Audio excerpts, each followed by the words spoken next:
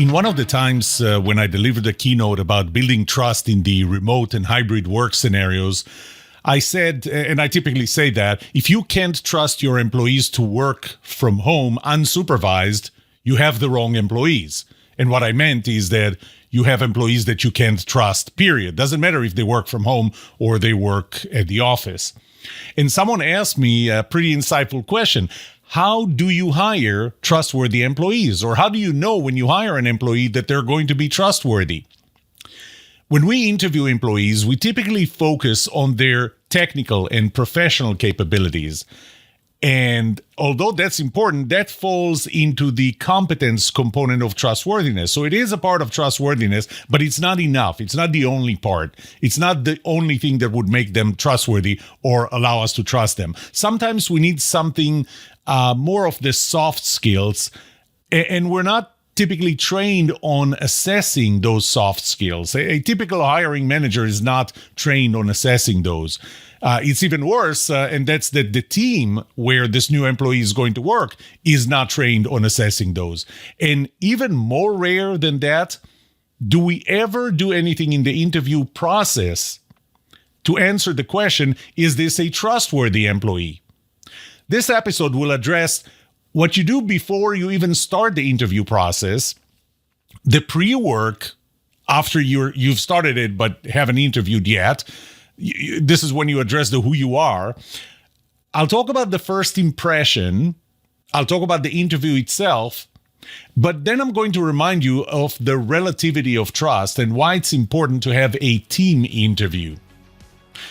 That was an area that I didn't address before in this podcast, so I'll do it in this episode and I'll probably revisit it in the future. But here are my first take on this question, right after this.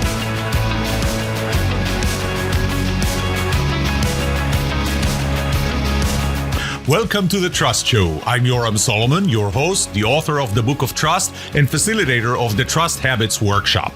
My mission is simple. I want to help you form habits that build your trustworthiness, because the answer to this question will have the biggest impact on your personal and professional success or failure. Can I trust you?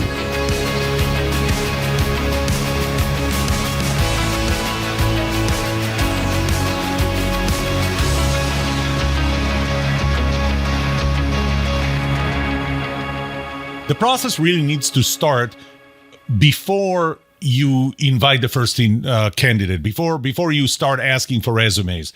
You have to look at the 6 components of the relative trust model, the 3 components of the who you are: competence, personality, compatibility, and symmetry or fairness, and the what you do, the positivity as accelerated by time and intimacy. So you have to look at those 6 components, the model itself, and ask yourself, how do they affect this specific job that you're hiring for? What is it that you expect to see for this job on all those 6 components? And I'm saying that's important because not all jobs are the same.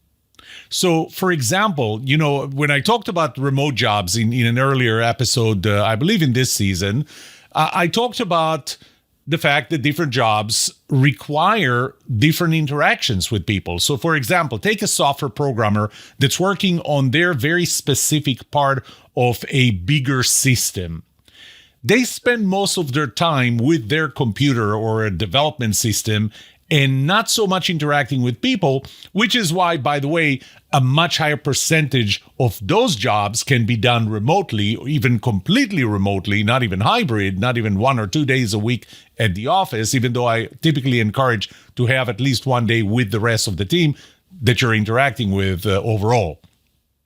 Some jobs like food preparation, truck drivers, pilots, and some jobs require you to interact with people all the time.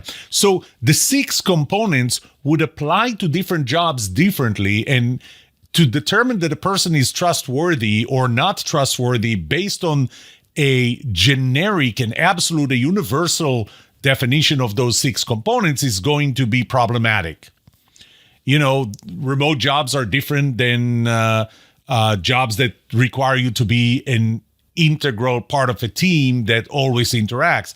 Leadership jobs are different than individual contributor jobs. So there are different types of jobs. So before you even start the interview process, I know you write the job description, right? And you write the requirements. And in the requirements, you write, typically we write the technical requirements, the professional requirements, needs to know how to program in C++ or whatever language, and need to know how to operate, need to be able to lift weights up to 50 pounds or things like that. Those are professional. Those are technical. Those are objective.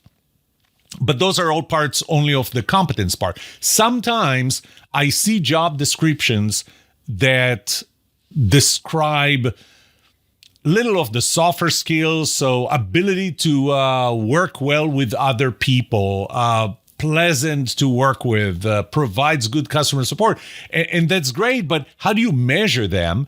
And the one thing that's always missing is be trustworthy. And from my own surveys, I already know that being trustworthy is the most important quality.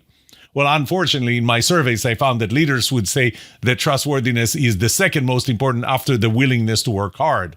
And Elon Musk in Twitter just proved me right when he demanded, after taking over Twitter, that employees work long hours and work hard rather than be trustworthy. But it is important that the employee is trustworthy in the context of that job. But what does it mean? So you may not be publishing this in the job description and the requirements for the job, but you need to write it out, to outline this to yourself. What are the things I'm looking for this specific job that would make me consider this candidate or any candidate trustworthy? So that's the first thing that you have to do before even starting the interview process, before you start looking for candidates, probably even before you post the job itself. Think for yourself, lay out what do you expect from a good, trustworthy candidate with respect to those 6 components. And it's not the same thing for all jobs, and it's not the same thing for all people. And I'll get back to that later.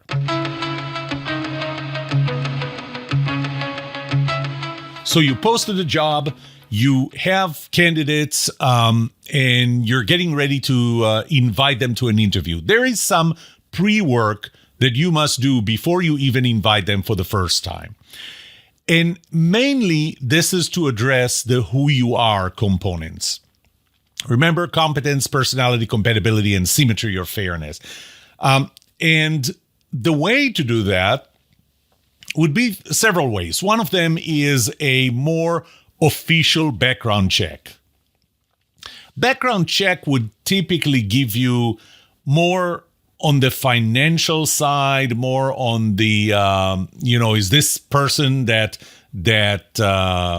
doesn't pay their bills on time? Did they move a lot and so on? It's going to give you some information. And you know what? I was amazed. I did a background check on myself once just to get the sense. And it's amazing what's available out there about you. So that information is available to you. And, I'll be honest with you, and I know that this is a side trip that I'm making here, but I tell my daughters when they consider dating someone, do a background check on them. Seriously. I mean, how much does it cost? $10, $20, $30, $40? That's it. And you get enough information about them to give you some picture on who they are outside of your first-hand impression. So you start addressing the who you are part. A part of it you can do yourself. I mean, find them on social media, find them on Google. There are very few people that I can't find enough information about them on social media or on Google. And that tells me a lot about who they are. The pictures they post, the people that they hang out with, the things that they do. And to me, by the way, not everybody's on Facebook. Not everybody's on social media. And for very valid reasons, we don't trust those platforms, and that's fine. To me, it's always a bit of a red flag when I can't find anything about a person myself. A person who's really, really hiding their identity. Now, by the way, this is me. This is why trust is relative. This is me. I have a hard time trusting someone who has absolutely no social media footprint. Other people who would rather not have their own footprint on social media as much as I do would trust that person. That's not a red flag for them. So this is something you need to consider, but I would do that either way.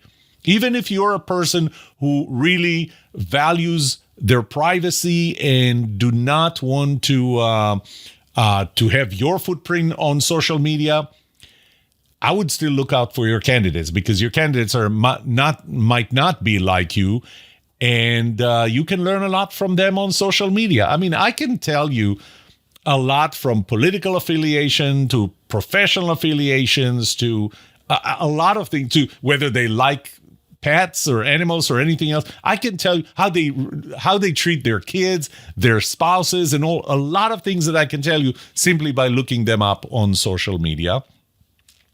And I think it's actually fair to ask them, would you mind if I look through your social media profile, which means in some cases on LinkedIn, it's not a problem. On LinkedIn, I don't have to be connected to you to be able to see your entire profile. On Facebook and some of the more social parts, and social is part of who you are and who they are. So on those, I have to actually be friends in quote marks, because it's not really friends. It's how Facebook defines you as friends. But be friends with them or ask them to accept your friendship, just so that you can take a look at their social media. And it's fair. It's fair to let them know that you're actually doing that.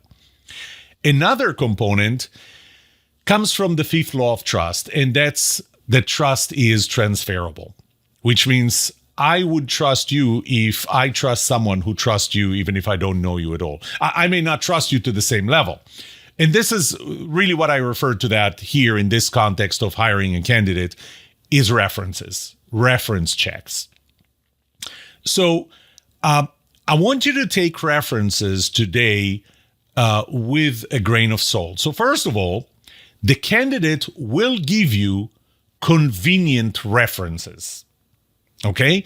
So, if somebody wants to hire you and they're asking for references, would you first call the people you're about to give as references and tell them, prepare them, and so that, first, they're not going to be surprised, and second, you want to get a sense of, are they going to say good things or bad things?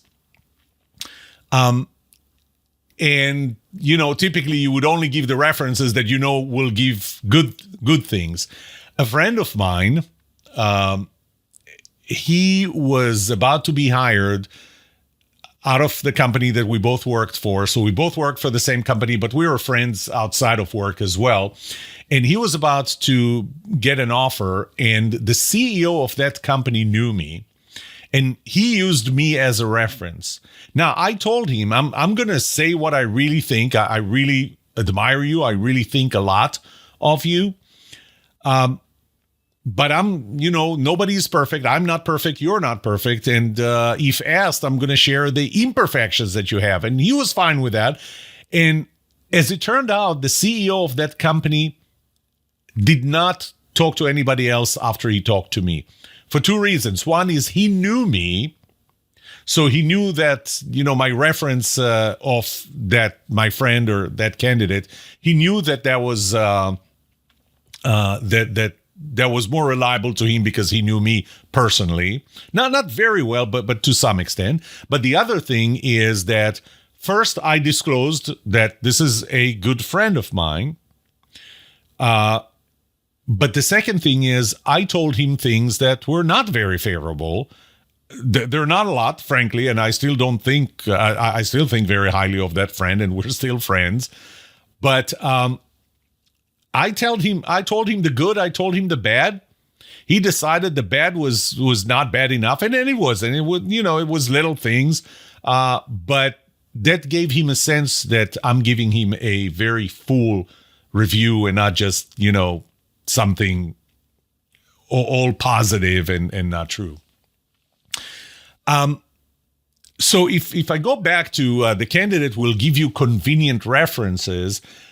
But one of the things you can do is look on LinkedIn and find who else do you have in common. So people that they are connected to, that you are connected to as well, and try and find if there's somebody there where you would go, you know what?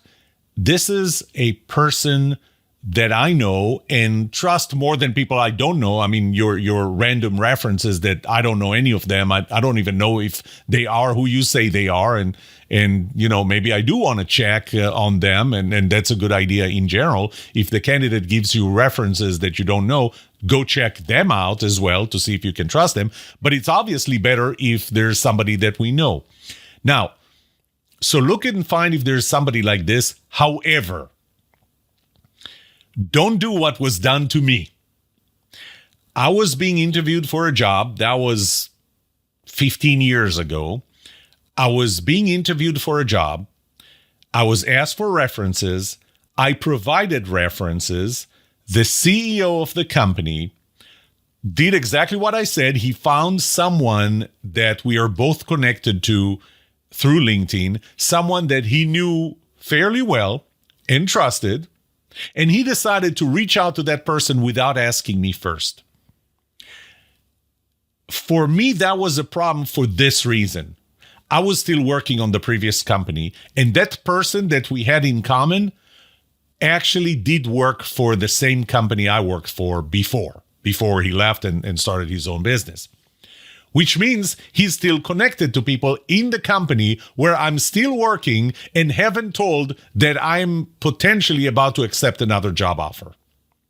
That was a violation of privacy. That was a violation of confidentiality. I mean, from that moment on, fortunately, that person actually called me and said, hey, I got a call asking me to be a reference for you. And he was sensitive and smart enough to know not to share it with the company I was currently working for. So find someone that you can trust and get a better level of transferable trust from, but make sure that the person, the candidate you're interviewing, knows, or not just knows, but actually gives you permission for that. It's fine to negotiate and suggest people that you can trust to the candidate and tell him, I know this, and that person. Is there a problem if I reach out to them to ask for your reference other than the list that you gave me? There's one last thing that I want to say about references, and that is Continental Flight 1713 in 1987. That's a story that I told before and I will probably tell in the future. And this is something that I'm taking out of the NTSB report, National Transportation Security Board report.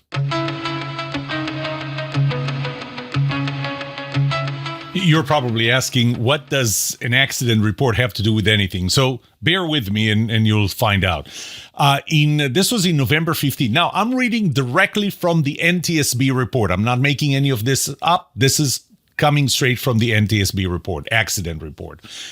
On November 15, 1987, Flight 17, Continental Airlines 1713, a DC-9, took off and upon takeoff, there were a few issues. They took off a little too late after being de-iced. This was in Denver. The takeoff after a pretty steep climb when there was ice on the wings. I'm not going to go too detail into that. That plane crashed right on takeoff. Both pilots, one flight attendant, 25 passengers sustained fatal injuries. 2 flight attendants and 52 passengers have survived. The FAA requires, again, this is from the NTSB report, the FAA requires carriers to conduct security checks on pilot applicants, and they require them to check references for prior employment histories during the preceding 5 years. So they were required to do that by the FAA. Continental was required to do that. So what did they do? They went and they checked. They reached out to the previous employer or airline employer of the first officer. in that flight, who was actually the one flying the plane and took off. So that pilot, when he was in the previous airline, failed their checks after 30 hours of training, failed to do several things, went beyond. I'm not going to go into the details of piloting here. The company's chief flight instructor stated that the first officer experienced habitual difficulties and made very little progress with training, and stated that he has a chronic problem and essentially that he was a bad pilot.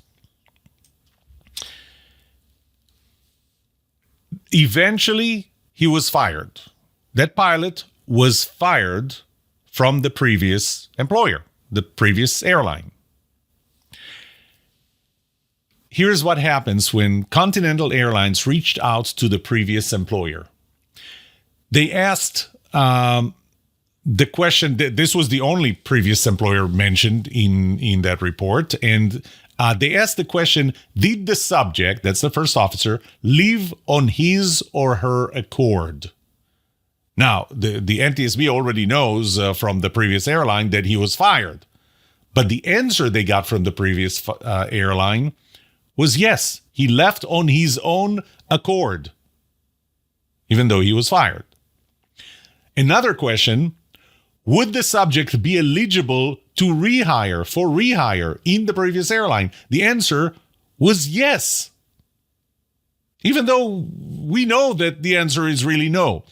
Finally, they asked the questions about the quality of the first officer's work, and it was described by the previous airline as very good, even though he was fired for being a very bad pilot. Now, so the question comes, why did they do that? Well, today, employers are more afraid of being sued by the employees who just left and maybe did not get a new job because of that reference check with them. I think that today they would not lie, not necessarily, not all of them would lie by saying what the previous employer said in that case, but they might say, we're not able to give you a reference. We don't want to give you a reference.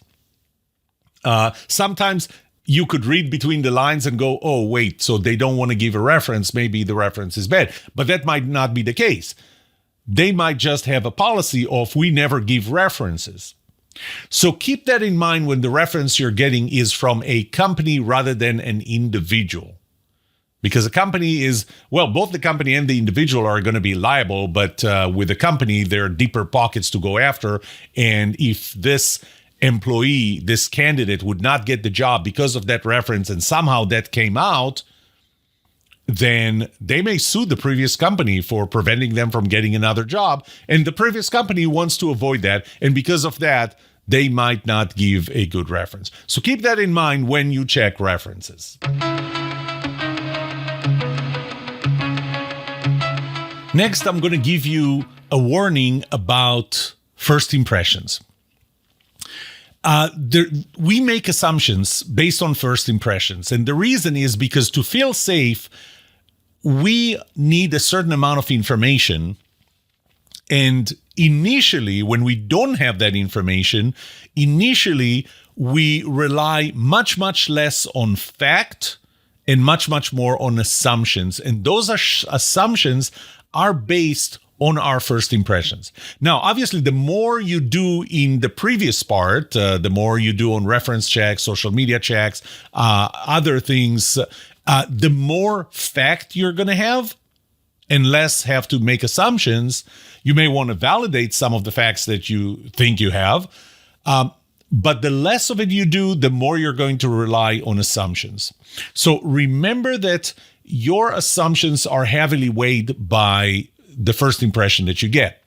It's covered, that whole topic is covered very well in Malcolm Gladwell's book, Blink, which is one of the best ones I read. And this is how we make very, very quick snap judgments, because we do.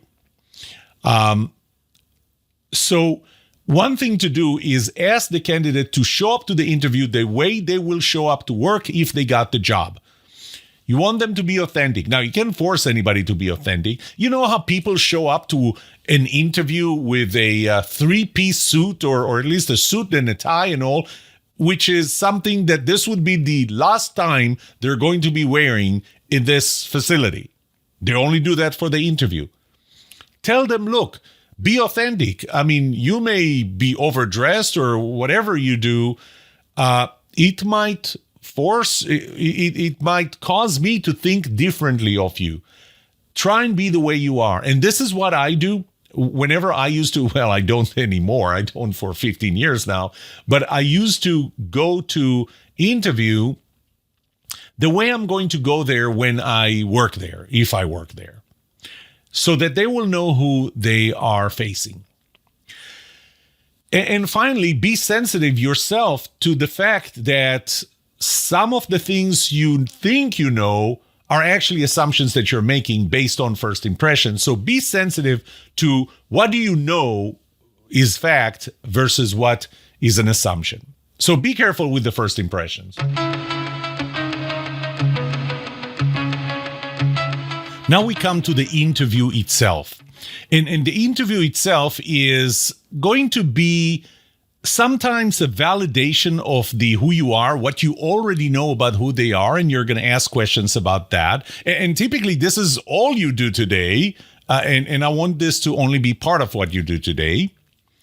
The second part is the what you do.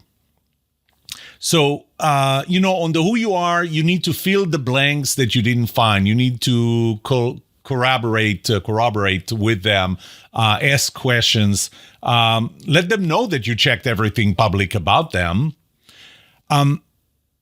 And then you go to what they do during the interview. So this is where you start paying attention to things like positivity, BS, and empathy. But I'll get back to that. So on the who you are, let me touch on personality compatibility. Personality compatibility is tricky. It's tricky because it's personal. So you're looking at it from your perspective, and the real question you're asking on personality compatibility, and I've already told you that the biggest correlation I found to trustworthiness is whether we have shared values. The thing is, do you have shared values with the people in the team where this candidate is going to work? So maybe you don't have shared values with this candidate, but the team might. But I'll get back to that. I'll talk about the team. The thing about shared values or personality compatibility in general is that you may find things that are not compatible, that are incompatible personality-wise. Things that are compatible would increase personality compatibility. And there's an 86% correlation between that and them being trustworthy or being trusted by you or by the team. But if you find an incompatibility, there are three questions to ask. One is, how important is it to the people who are going to work with this candidate and to the candidate, him or herself, this incompatibility thing? If it's very, very important, it's already going to give you an answer to the next two. If it's not very important, can it be changed? Is it something that can be changed? The one of the simplest examples I give is when I found that my boss liked to, when I asked her for something, when I was trying to plead a case to her on something, she would typically, she wanted to, and this is her personality, she wanted for me to take her through the thought process and only at the end tell her, and therefore here is what I'm asking.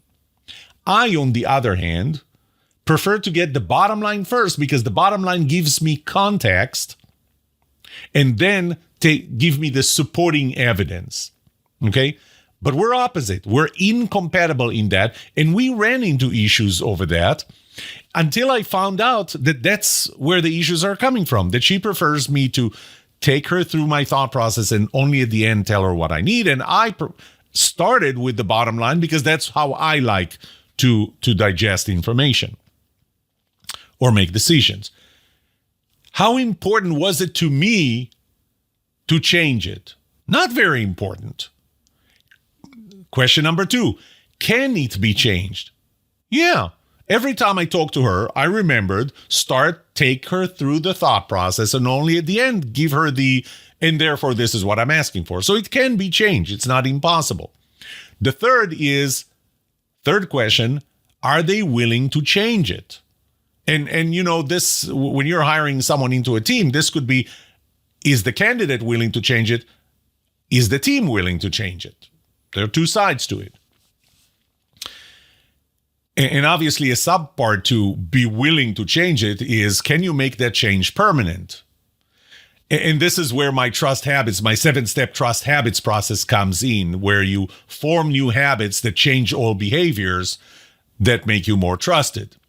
So if there is an area of personality incompatibility that you find in the interview, the area to pursue is it important to them and the team that this is compatible and not incompatible, that this incompatibility does not remain there.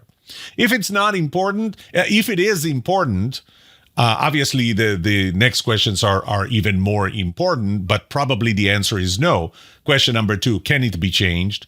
Question number 3, is there a willing to change it and put the effort to form a new habit? Okay, so that's personality compatibility. Move on to symmetry and fairness.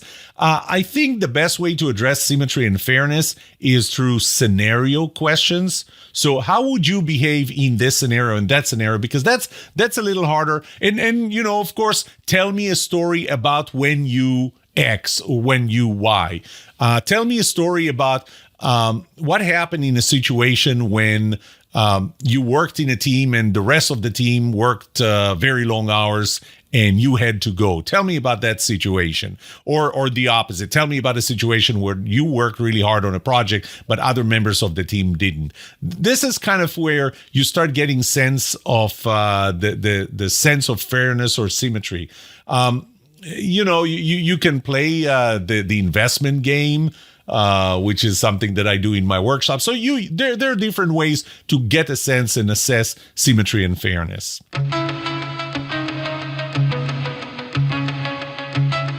The next part is the what they do, what you do, what they do. And it starts with assessing the level of BS.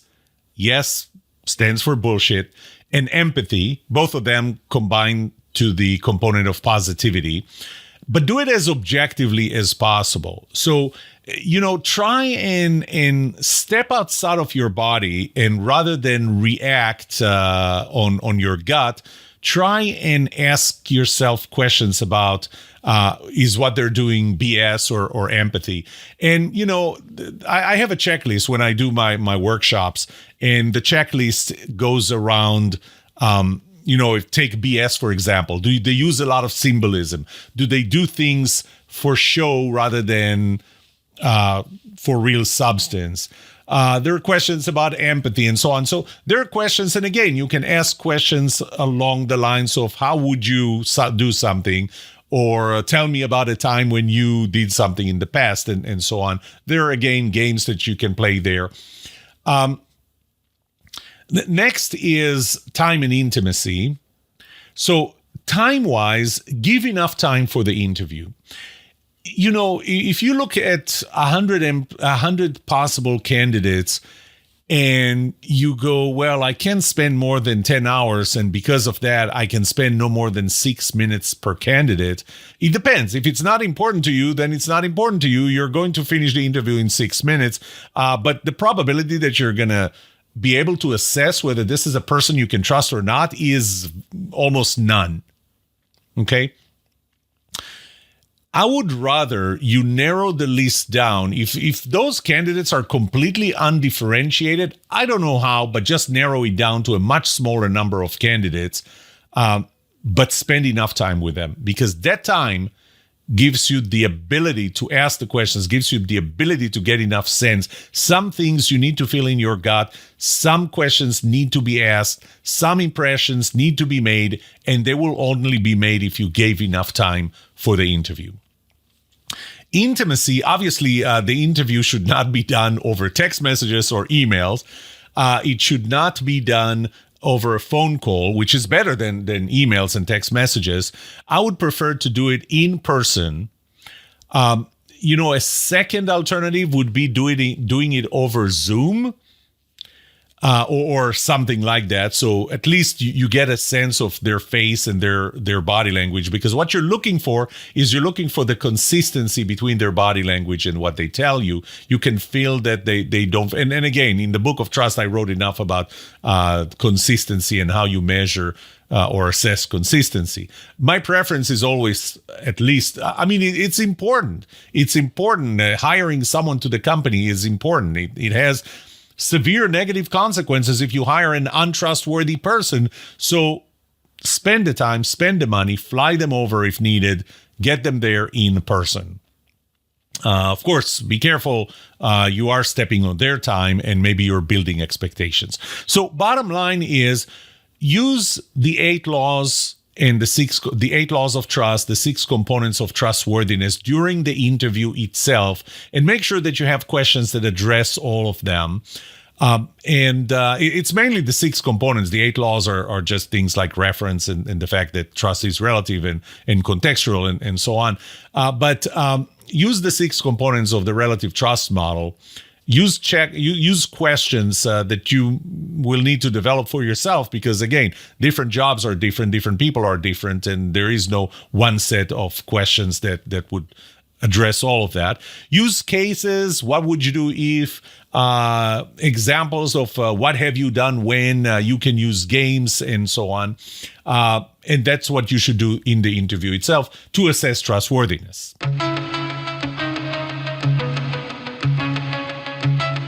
Okay, you ready for some bad news? Well, here's some bad news. Trust is relative and personal. That's trust law number 3, which means that the same behavior that would cause one person to trust me could cause another person to distrust me.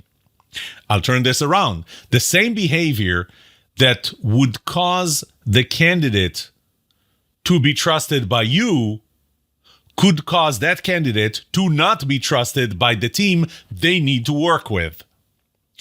You may end up hiring an employee that you can trust, but can the rest of the team trust them? Or the opposite of that, not much better, you may decide not to hire an employee that you don't feel you can trust, even though the team would have trusted them. This is why it's always important to do a team interview. Let that person be interviewed by the team they're going to work with. Now, don't just throw them at the team. Everything that I taught you about the interview and before the interview and so on, train your team. We're about to hire someone to your team. Train them on, here is how you assess if this is somebody that you can trust. Now, one of the reasons is there were studies, not just one, studies about the bad apple phenomenon. And the bad apple phenomenon means that when you bring somebody to your team that has a bad attitude or something, they would drag the entire team down rather than the team brings them out of their bad behavior. So it is important that the team thinks they can trust this employee. And it has a big impact, the fact that they can trust them, because the level of trust within the team will depend on the least trustworthy person in that team. This candidate is going to be the newer member of the team.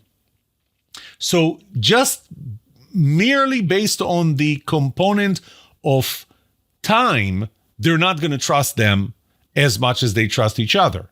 But at least we know that over time they will, based on everything else, mainly personality compatibility, but not only, the other components as well. So that's why it's generally a good practice to have the team interview them. Now the question is, do you have the entire team, or do you in one interview, or individuals? So back in, 2000, I was interviewed for a senior position on the executive team of a public company. And at that time, every executive on the executive team interviewed me independently. Now, here's the funny thing. If they all got together later in the room and tried to describe the person they interviewed, they would probably at some point reach the conclusion that they all interviewed different people. And they didn't. It's just that I was understanding. I used empathy. I understood what different people care about. I didn't lie. I didn't misrepresent myself, but I focused on the areas that I knew that they cared about. The VP of HR cared about certain things. The VP of technology cared about different things. The VP of engineering cared about different things. The VP of marketing cared about different things. The CFO cared about different things. And because of that, I steer the conversation towards the things that they care about, and I share those aspects of myself in the areas that they cared about. But there are general areas, especially in the area of trustworthiness, that the entire team will care about very similarly. And so in 2008, I was interviewed for a company, and even though they scheduled a full day of interviews, individual interviews, what I suggested was, so every person on the executive team had an equal opportunity to spend an hour with me. What I suggested is, make it a little shorter, make it 45 minutes per person, and let's start with a team interview. So this not only allowed me to get a sense of the dynamics within that team, but it also allowed them to get extra impression of me. So they spent more time with me. The first interview was about an hour and a half. So instead of each one of them spending an hour with me individually, they spent an hour and a half with me as a team and 45 minutes with me individually. So each one of them really spent 2.25 hours with me. The first hour and a half, even if you didn't ask a question or a member of the team didn't ask a question, you still got to get your own impression from the candidate based on the answers and the behaviors to others. Not to mention that, how are you going to be a member of the team? So that's another good advice, that start with a team interview and then let individual team members have individual interviews about areas that only they care about and not the rest. There is one final note that I want to share with you in your role as an interviewer, as a hiring manager, maybe even as a recruiter. Don't ghost them. Don't ghost candidates. You have too many candidates, don't have too many candidates. But if you do have too many candidates, don't ghost them simply because you have too many of them. Keep them updated on where they are in the process, or where you are in the process. You know, last year I hired interns to help me in my work. And I had 21 or 22 candidates, and I just kept them all informed of where they are in the process. If the process is taking longer, if I'm adding steps to the process, you update them. Think about things from the candidate's perspective. They want the job. They're interviewing not because they don't want the job. They're interviewing because they do want the job. That puts them in a very vulnerable situation, especially when you start ghosting them. They're trying to make assumptions on what does it mean? Are they not hiring me? They're not happy with me, and so on. Inform them that they were not hired. So I even with the candidates, I told them, I received 21 or 22, don't remember, candidates, applications. Based on the applications, I decided to move forward with 10. And I informed the 10 who they are, and I informed the other 11 or 12 that they were not selected to the next step. Then, after the first step, after the second step, I narrowed it down to 4 of them that I was going to interview in person. It was actually virtually in person. So, and I told the other 6, I'm not moving forward to the next step with you. At this point, I interviewed the 4. I ended up choosing 2, even though I was going for 1. I ended up choosing 2 and gave 2 jobs. And I told the other 2, and not only that I told them that I didn't select them, but I told them why. I explained why. Simply because it can help them in the future. Why is that important? We look at the candidate as someone that we need to trust. So I need to decide if I can trust you. But what about the candidate trusting me? Here are a couple of things I want you to keep in mind. One is, let's say that the process starts going long and things change and you ghosted them and you eventually hire them. Their state of mind thinking about you as the hiring manager and the company overall starts from a low trust perspective, because the fact that you ghosted them, the fact that you did not keep them informed in a reasonable basis, made them feel you don't care. And remember that empathy is a big part of trustworthiness. So they don't trust you. Now you hired someone who doesn't trust you simply because you didn't stay in touch with them because you ghosted them.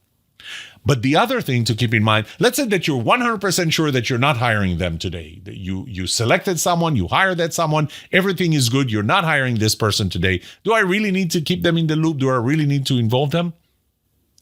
You may be hiring them tomorrow. You know what? Your company may run into them as they are getting hired by one of your customers. Think about that. You considered hiring someone to the company, you ghosted them, you didn't hire them, but you didn't do that in a good way. You didn't inform them. You just ghosted them. Eventually they just gave up. Then they end up being a buyer for your customer. What do they think about your company then? Keep those things in mind. Let me summarize. You can tell if you're hiring a trustworthy employee. There are ways to tell, and this is what this episode was about. There's always the chance that they're very good actors and have misled you and maybe the team. They have nothing to benefit from it in the long run because their real personality will come out, and if they can't be trusted, they will not be trusted, and they will be removed from the team. So what's in it for them? I mean, they would still play that game. It's just that there's nothing in it for them. The framework I gave you here in this episode, the 6 components of the relative trust model, the 8 laws of trust, use that even before you actually start interviewing them. That's it for today. May trust be with you. This is The Trust Show.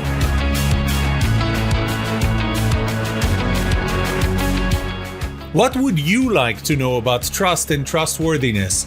Let me know and I'll answer it in a future episode. I would love to hear from you. Email me at yoram@thetrustshow.com. If you like this episode, subscribe to the show so you will automatically get notified when I release a new episode. Rate it. Write a review for this podcast because those ratings help not only you, but also others looking for podcasts just like this. If you're looking for more resources to learn about how to build trust, be trusted, or know who to trust, look up my workshops, online courses, books, or go to my website, trusthabits.com. And remember that the answer to these 2 questions will have the biggest impact on your personal and professional success or failure. Can I trust you? And can you trust me? Thank you for listening or watching The Trust Show.